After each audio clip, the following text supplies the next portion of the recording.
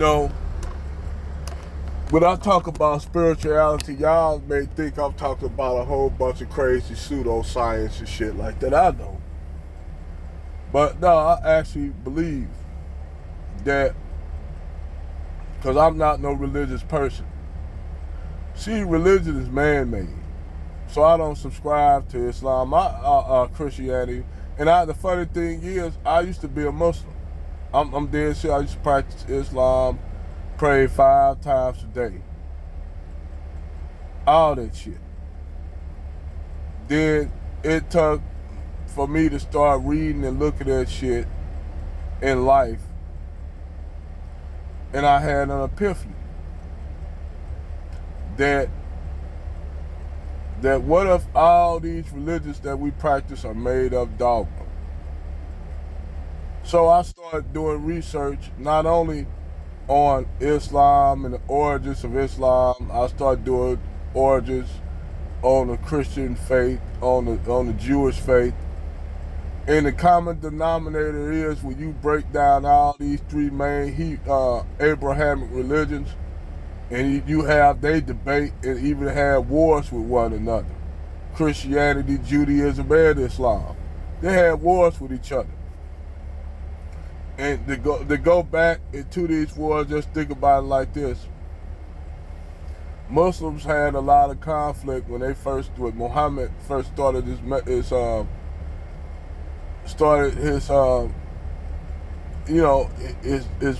started his mission in the Arabian Peninsula. He had to deal with a large contingency of Jews down in Medina who was actually against him. So he dealt with that. So you had these beefs between not only the Christians of their time, which the Jewish religion itself was concocted and plagiarized off ancient Egypt. Because I told people that the Israeli people never existed. Judaism was a new concept that came about before you had the Christian religion. How did Judaism came about? The whole story of Exodus was a lie. Because there was never no story of Exodus. They were people that were pushed out, called the Hyksos, that were pushed out of Egypt by Seti the second. They were pushed out, and this ushered in the golden age of ancient Kemet. And this is where, after you got Seti, this is where you got all your pharaohs like Tutmosis the first. You got all your pharaohs after that. Like, you got almost 3 dynastic periods in ancient Egypt before the invasion of the Assyrians. And see, the thing is, in the history, they'll tell you that Egypt was conquered, or ancient Kemet was conquered. No, it didn't. They went back down to the south where they came from. And this destroys all this notion that the Egyptians or Kemetic people were a Mediterranean, somehow Semitic people. Because why would after they get conquered by the Persians move and transplant everything down to the south? It don't make no sense if these were a European, a Mediterranean European or Semitic people. Why would the Egyptian civilization continue on? Because everybody want to say that it continue on up under Cleopatra. No, it didn't. Cleopatra was Macedonian. She was not Egyptian. Now you still have some of the houses that existed. The houses that existed are what you call the Egyptian temples still exist, but most of everything was transplanted to the south. That's where the real Egyptian Kemetic culture still survived. Even during the time of Islam, even when Christianity came about, during that time, you still had ancient Nubians at that time during Christianity practicing the same religions that they've been practicing for thousands of years. But anyway, back to the story at hand before I got before I got off track. When I talk about spirituality and religion, the spirituality is a completely different um, idea of thinking than religion. Because in spirituality, there's no such thing of a hell or a heaven or a punishment or a reward. It's none of that bullshit that religion gives you to basically have you bound down and doing shit that you actually supposed to be. You supposed to know the concept of right or wrong, what's wrong and what's right, what's just and what's unjust. These are concepts that you should already have, through life. You shouldn't have to have no religious dogma to tell you if you don't do this, you don't do that, you gonna go to hell. If you don't believe this, you'll believe that. If you believe this and keep this, you gonna make it to heaven. All these concepts that were actually the whole idea of hell was plagiarized off ancient Greek, which they ain't gonna tell you that when these people kill me when they talking about I seen God come to me, this and that. Now all this shit is made up and in the recesses of their mind. Even if something that happens that's a freak accident, like it was a woman on an airplane and going to, I guess they was going somewhere, the woman started acting up, clowning on the plane, and they put her off the plane and everybody off the plane. Well, when the plane tried to take off, the plane didn't. So everybody think that was a miraculous miracle that took place when it's just something that happened. It just happened when that happened. Do they say, well, it was because of God. I said, so I'm going to tell you what, if that's because of this made up God, all these events that ever happened, it just freak accidents that happen like that. It's just a chance. It's just like if you go whitetail deer hunting. It might be that elusive buck that you be trying to hunt. Everybody try to look for this buck. But nobody will never find this big ass buck with these huge antlers. Now after the hunting season's over, you could just be walking in the woods and shit, hiking in the woods. All of a sudden this damn big ass buck you've been looking for just pop up out of nowhere. And it's like that damn buck went somewhere and hid somewhere. Say, man, I'm just gonna wait about 3 months to deer season over with, then I'm gonna pop up. Like that deer been around so long they didn't know when deer season gonna pop out. Well, that's the same thing with people don't. It just happened. The lady it's just a coincidence. Because I'm gonna tell you like this. I said if these certain instances where God intervened and there's a whole bunch of horrific shit going on this planet and God don't intervene, that means God's selective about shit, huh? It's just like this whole concept in the Bible that people say God. I heard my grandmother and all of them used to say God's a jealous God.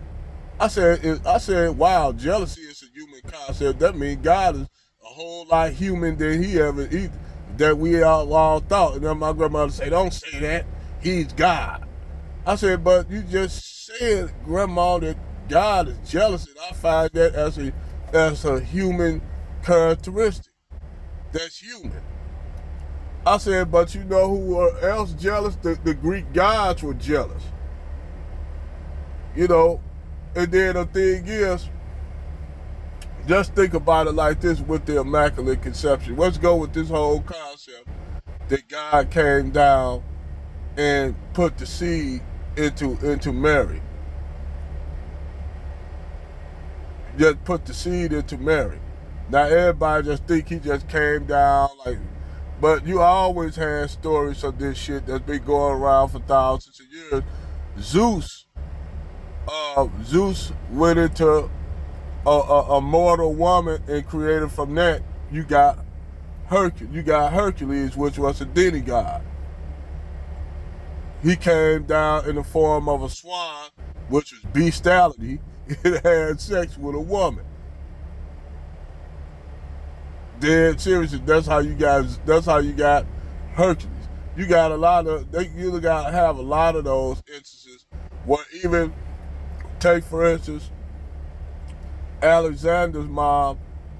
She always would tell Alexander that his dad wasn't Philip the Great. His dad was actually Zeus. It's almost to the point where he actually, that Alexander actually believed his mother, that his mother Telephatis told him that he was he was the son of Zeus. And she said that Zeus came down and beat the cheeks up. So when you got a deity coming down to impregnate a woman in a sexual manner, that's the only way, that's gonna happen, where you put a seed, fertilize a seed, put a seed into Mary. He had to come into some kind of form. And people say, well, what if he disguised himself as Joseph? Disguised himself as Joseph. I said that's the only probability that you got to come up with, because just some magical being coming down there and and do it. He had, if that's the case, God disguised himself as Joseph and put the seed of into Mary. Now, if that's the case with what God did, that came down as Joseph, that means God is more human than anything, because he had to deceive Mary. Am I right or wrong? He had to deceive her.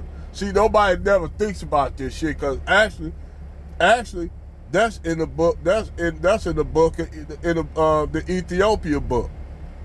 In that story, where God disguised himself as Joseph to put the seed into Mary Magdalene.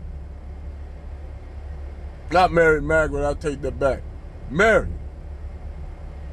He had to come as Joseph. So right there, you got somebody deceiving another individual to have sex with a person. So God is much more, the God y'all pray to is much more human than you all could possibly imagine. And God has emotions and feelings. I said, then on top of that, think about it like this. God ordained the destruction of whole cities, had the Israelites destroy a whole city of people that were minding their own business. Just minding their own business. The Israelites, or Hexus, destroyed those Canaanite cities. Just because God said they weren't no good, they were evil and wicked, but yet the Israelites with it, the so-called quote-unquote Israelites or Hexus with it, raped, pillaged, murdered, massacred, and left one family alive, a man and a woman and a child, and the woman was a harlot. Make sense out this shit. Make fucking logic out this shit, man. I mean, if I were to go back and forth with any of these theologies, whether it be, because I call it theology, it ain't no more than theology. It ain't no more than theology to me. But the concept of spirituality, people are arguing with, well, how you gonna be spiritual when you don't believe in a God? I said, idiot, you don't need a being of God to guide you. I said, if you read that Bible so much and pay attention to it, it tells you, it teaches you things. It's a passage of ye of all gods of the Most High God. This is the Old Testament. Ye are all gods of the Most High God. Why would God bestow godhood upon a mortal man? Huh? Think about it. The Bible itself speaks in riddles and rhymes, because the Bible itself is a whole, there's so many versions of the Bible. I have like 5 of them. I have the Ethiopian Bible, which have which have the book of Enoch. All the other books don't have the book of Enoch. The Ethiopian and Coptic Bible has the book of Enoch, and actually the Ethiopian Bible is older than the Coptic Bible. So Ethiopian Christianity, actually these black people in Ethiopia were the first Christians. That's why I can't say that Christianity is a white religion. And when you had this white evangelical racists talking about black people don't got no business being Christian, dumbass, we were the first Christian when y'all were fucking savages up there in fucking Germany, in Germania. We ain't gonna go to the stories of Marcus Aurelius with and other Roman scholars who talked about Germania and Gaul during the time of the Germans' incursions, because actually the Germans were getting pushed out of the areas were by another group of nomadic group of people that were pushed out of what? Western China, known as the Hans. The Hannu were a group of people that lived in north of China. In today's modern day Mongolia and Manchuria, they were called the Hannu. They were a nomadic tribe of people that were warlike people. They were pretty much like they were the predecessors to the Turks and the Mongols. But nevertheless, these people, after they were pushed out of China, they were causing a lot of ruckus in Iran and tried to invade India several times. Conquered northern Punjab up under the Black Huns, because they broke up into different cognates. But anyway, let me get back on topic, because the history stuff, I'll touch on that later. But yeah, man, spirituality doesn't have nothing to do with religion at all. And true ascension is when you come to the realization that death is not really death, it's rebirth. That's why if death come on me today or tomorrow, I'm comfortable with it. Not saying I'm gonna get out here and try to kill myself. No, I'm not saying that. But if death come up on me today or tomorrow, I am comfortable with it, because I know that death is not really death, and I know by me knowing now what I know now, I can possibly ascend to another level of consciousness where I don't have to come back. If I want to come back, I can. But if I see, you have people that are not conscious. They don't even know. They know they have a spirit, but they are not conscious. So they keep on repeating cycles of life several times. Some individuals, we probably was doing it for thousands of years, repeating rinse cycle, repeat rinse cycle, hang out to dry, repeat. Just imagine how many times every individual on this planet been through that until they finally get it. That, oh, wait a minute. Death is not really death. Your body dies, but your consciousness transcends to a higher plane of consciousness, where that higher plane of consciousness is in the realm of quantum physics and third quantum energy translation, different universes and shit like that. Your body becomes one. Your consciousness becomes one with the universe again, because your consciousness always been around. It's been around since the beginning of the universe. Your consciousness has been around during the Big Bang period. And who knows, we probably repeated this cycle trillions and trillions of years ago, where the universe spread out with the Big Bang, blew everything out, did everything, subtract again down to a singularity, and then all of a sudden again, boom, go out again, keep doing the same shit. How we know we haven't repeated this cycle for trillions and trillions and trillions and trillions of years in different dimensions? Because you also have what you call the multiverse, different dimensions, where you might have another self in another universe. Now I'm getting to the realm of quantum mechanics and string theory. See, y'all didn't think I was going to go into string theory, huh? All of this shit is relative with your consciousness, with energy, with the universe, and shit like that.